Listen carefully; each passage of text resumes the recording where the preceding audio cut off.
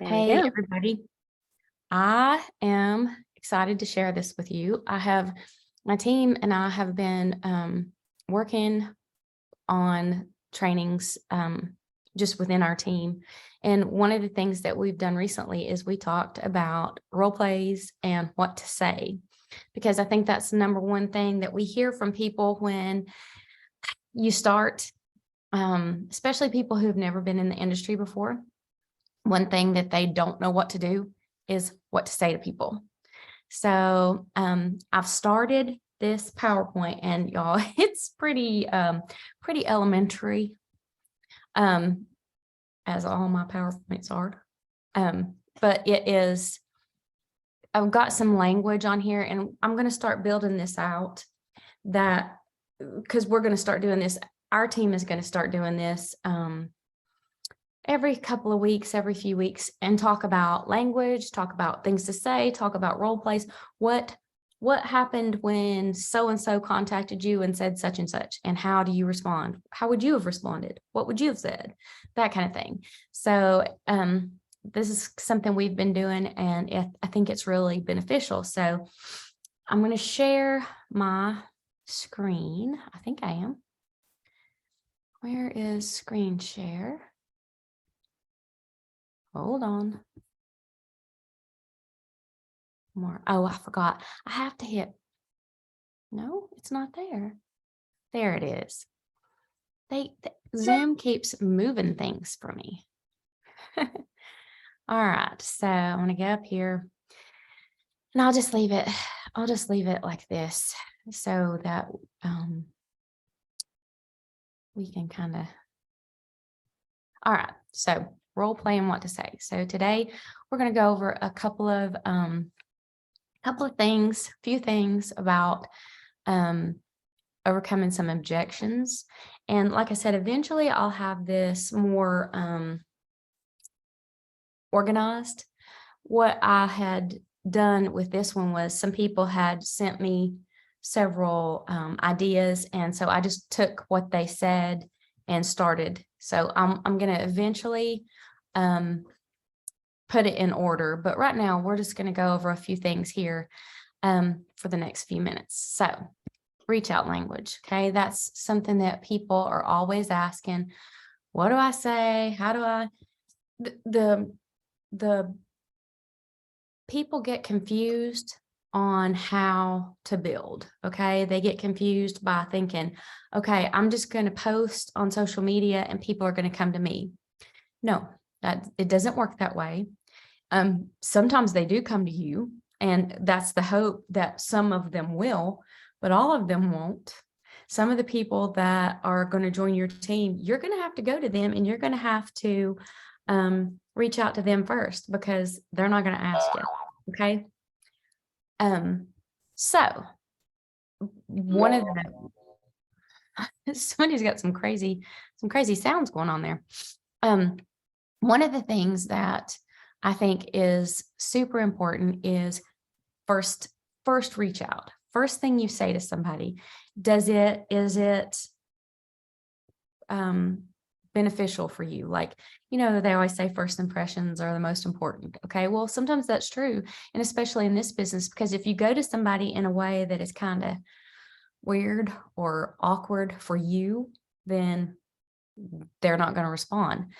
I know we've all had people message us with weird things or say strange things, and you think, that's so weird. Why would you say that?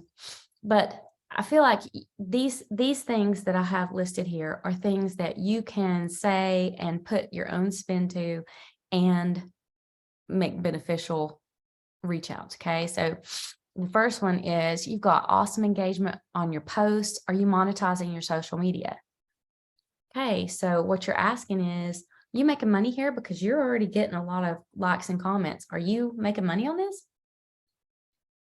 Okay, you can also say, I'm always amazed at how many comments and likes you get on your social posts. If you're not already monetizing your social media, would you be open to it? Okay, so that's a perfect way. And this gets people thinking, oh, so, somebody who doesn't have networking or social sales on their radar, They may not be even thinking about that. They may just be doing their social media just for fun and to interact with people, but they may not even think, hey, I could be making some money here. Okay. So I found something I'm really excited about. It's helping me feel 1,000 times better about myself and also helping fight human trafficking. Would you be open to taking a look at it? Sorry, that's my phone ringing. Would you be open to taking a look at it? Okay, so when you ask somebody, are you open? What you're doing is you are putting it on them. Okay, are you open? Okay, well, most people are they're going to tell you right off, either, yeah, I'm willing to take a look at it, or no, I don't have the bandwidth for that, or whatever. Okay, and we'll talk about that in just a minute. I was recently offered the chance to be part of an amazing business. I thought it might be of interest to you because you're so well connected, or you have so many followers, or you are a great business person. Whatever that person, whatever reason you're contacting that person, say it. Tell them the genuine compliment, and then say, are you open to new opportunities? I always say, are you open? Okay. Are you open to new opportunities? And the reason why is because when you say it that way, you're laying it in their lap. Either they are or they're not, but that gives you the opportunity. If they say, no, I'm this, or no, I'm that, or whatever, it gives you the opportunity to overcome that objection, which, like I said, we're going to talk about in just a second. Or if it's somebody you haven't really talked to in a long time, you can say, hey, thank you for liking my post about my vacation or whatever. And what are you up to lately? Get that conversation started. Get in their inbox. Okay. And a lot of times the best way to get in their inbox too is by commenting on their stories. If you're not commenting on people's stories, you're not getting in their inbox. So when let's say you see your friend post a picture of her kid playing outside or whatever. Oh, he's so cute. How old is he? Okay. Get the conversation started in those stories, because you are building a relationship every time, and it takes 2 seconds. Okay. So the stories are a perfect way to reach out. Okay. Objections. Is this network marketing? Is this MLM?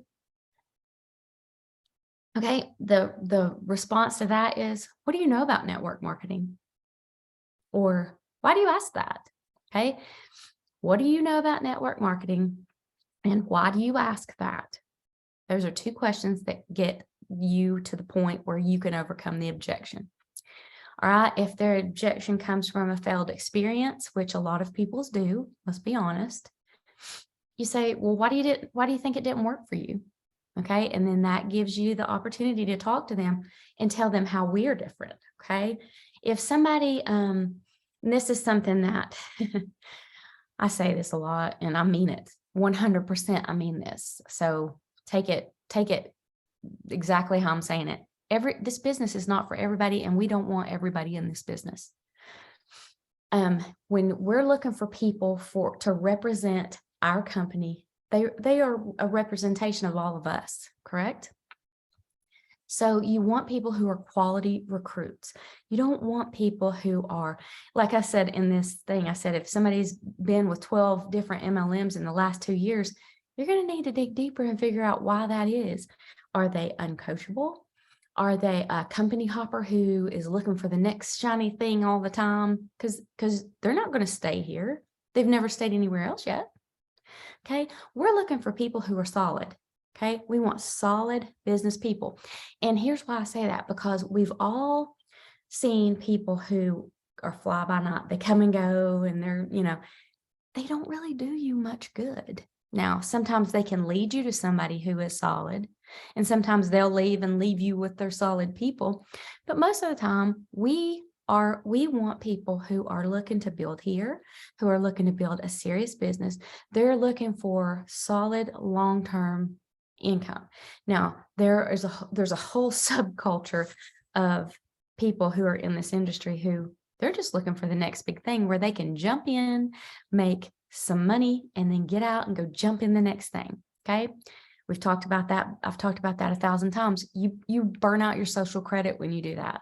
Okay. So we are looking for solid, serious business people, people who are stay-at-home moms, people who are working moms, people who are looking to pay off debt, people who are interested in multiple streams. Okay.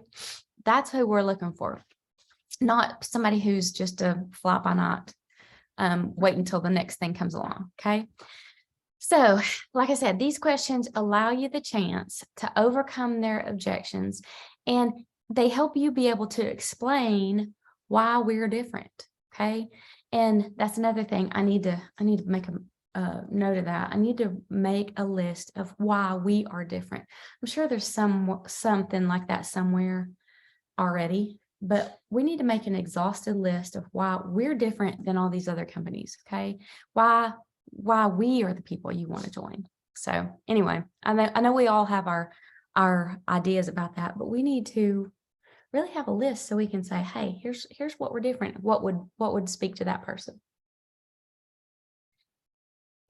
All right. So more objections. Is this a pyramid? The response to that is, how do you mean? How do you mean a pyramid? What does that mean to you? Because we all know pyramids are illegal. We all know that the government is not going to let a pyramid stand unless it's something the government sanctions. So when you say, how do you mean, that lets them say, well, I mean this, or I mean like this company, or I mean in this way. Okay. Or you can say, oh, you mean like where there's a CEO and then managers under them and then workers under them. And because that is the structure of every business. Every company, the structure of their business is a pyramid. You got the person at the top makes the most money, and you got people. And as it goes, the wider the pyramid gets, the less money the people are making. Okay. That's not how we work. We have people, there are people way down in organizations that are making more than the person at the top. Okay. That's just how it works. Okay. Or you can say, so pyramids are illegal. I used to be skeptical about this myself, and I never really understood the social sales model before either, until I read a book called The Networking Revolution. And I learned more about the industry, and I realized that it's a legal, booming business model that's $190 billion per year industry. Did you know that? Okay. If you haven't read The Networking Revolution, it's been a long time since I've read it. I need to pull it back out. It's good. It's a good book to read. It's something that really will help you be more strong and more confident in sharing the opportunity, because it shows you that you're talking about $190 billion per year industry. Hello, that's huge. You have something that people need. I said on our call the other night, our team call, somebody said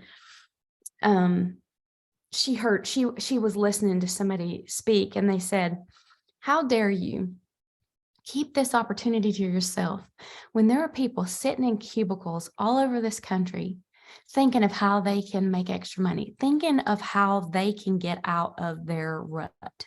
How dare you keep this to yourself? And I love that. I think that's a great way to look at it. Okay, so next objection.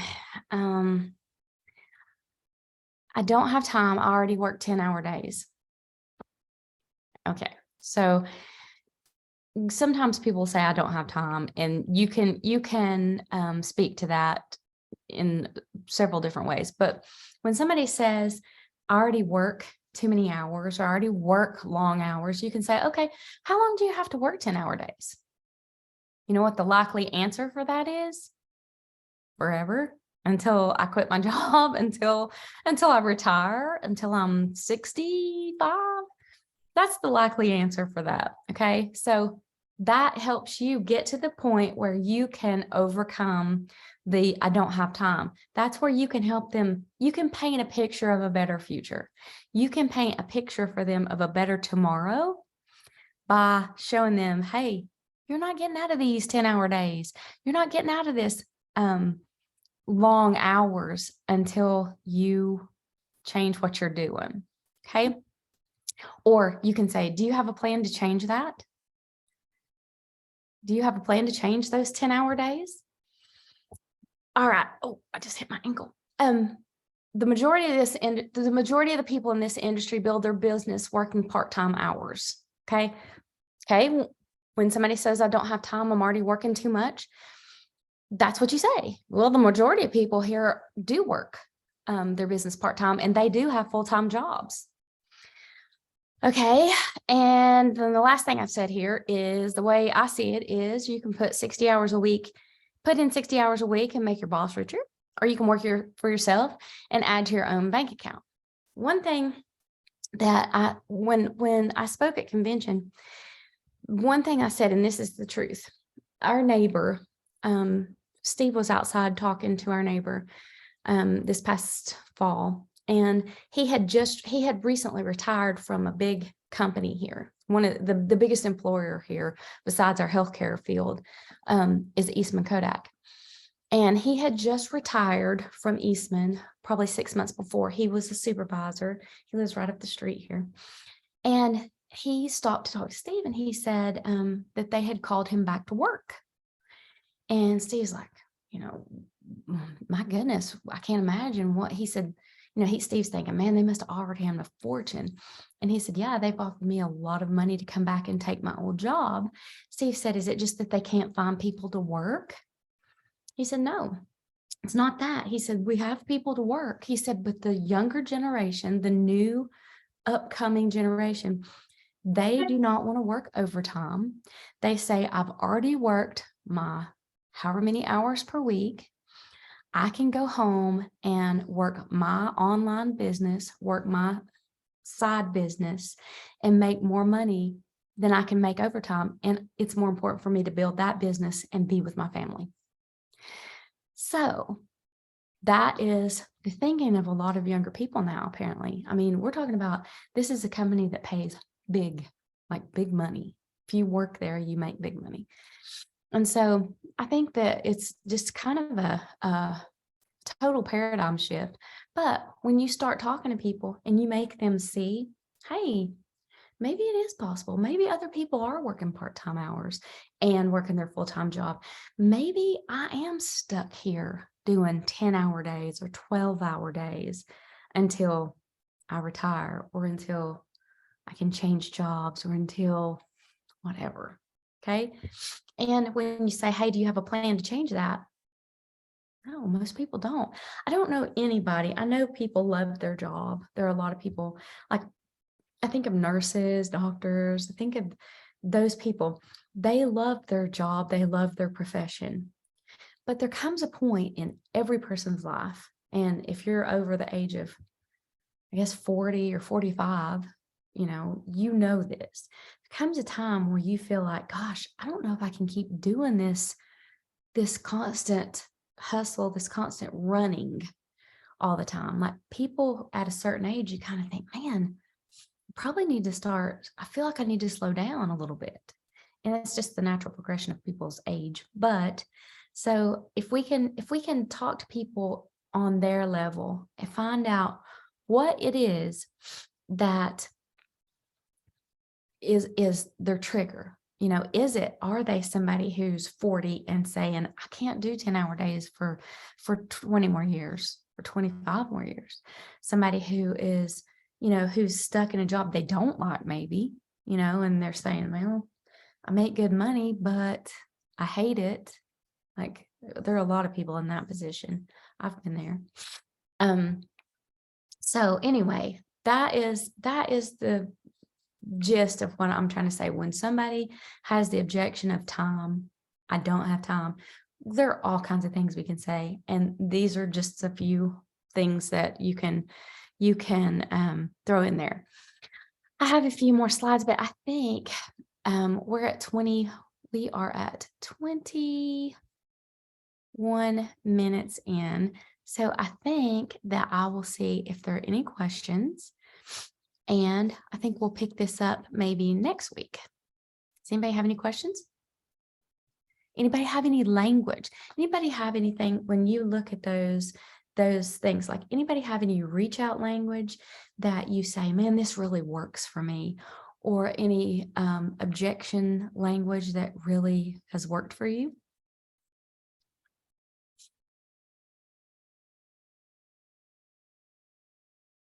Anybody?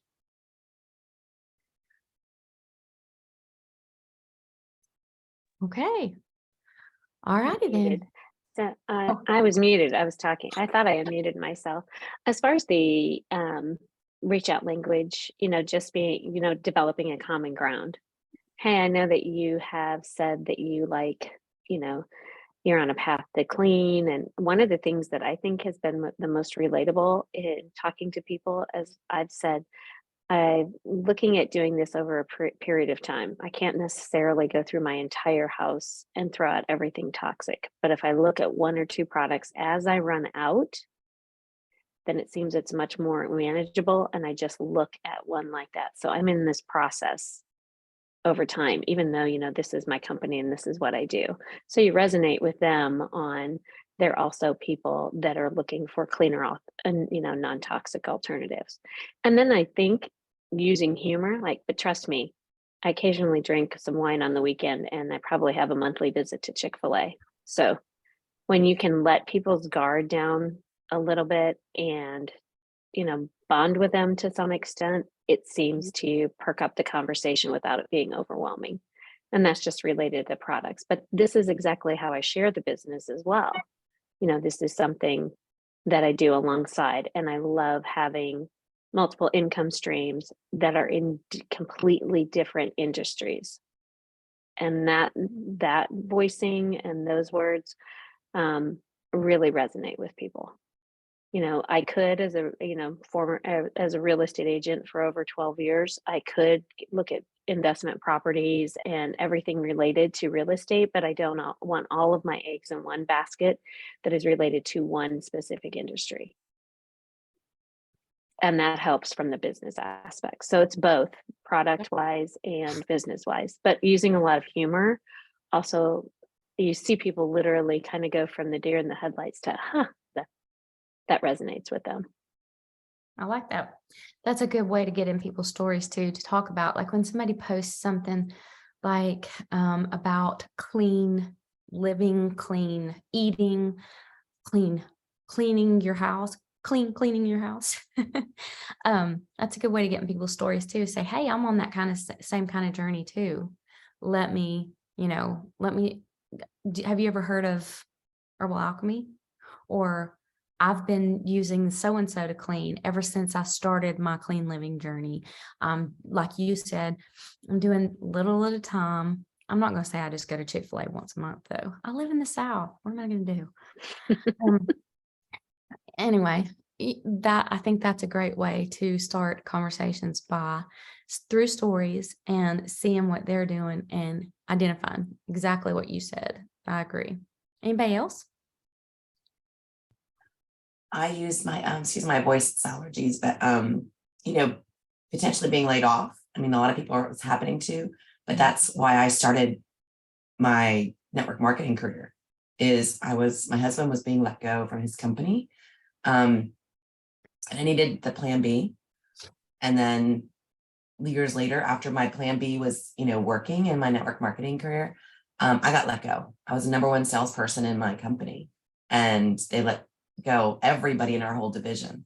So being able to relate, and sometimes it's scary, but you don't want to go start attacking everybody who's being laid off, because there's a lot of people that, plan Bs are necessary. As Beth was saying about the Kodak Eastman neighbor, people are already working on a plan B, or people are looking for a plan B. They may not know what it is. And, sometimes it's got to be something that it's consumable. People always there's products out there you buy once and done, whether it's clothing, because I can wear the same clothes for a while. I don't need to get refreshed. I'm wearing the same clothes I've been wearing for a long time. Right. And, or I can, cookware. I don't need new pots every month, but I do need my collagen every month. I do need my body balm. It's consumable. So just throwing things out there when you're talking to people about different ways to relate. It may not be, depends on the career and situation, but it's another way to, help with an objection. So hopefully that helps. Right. Anybody else? Beth, this was awesome. I'm like, This was I love great, the Beth, way and you I'm attacked. looking forward.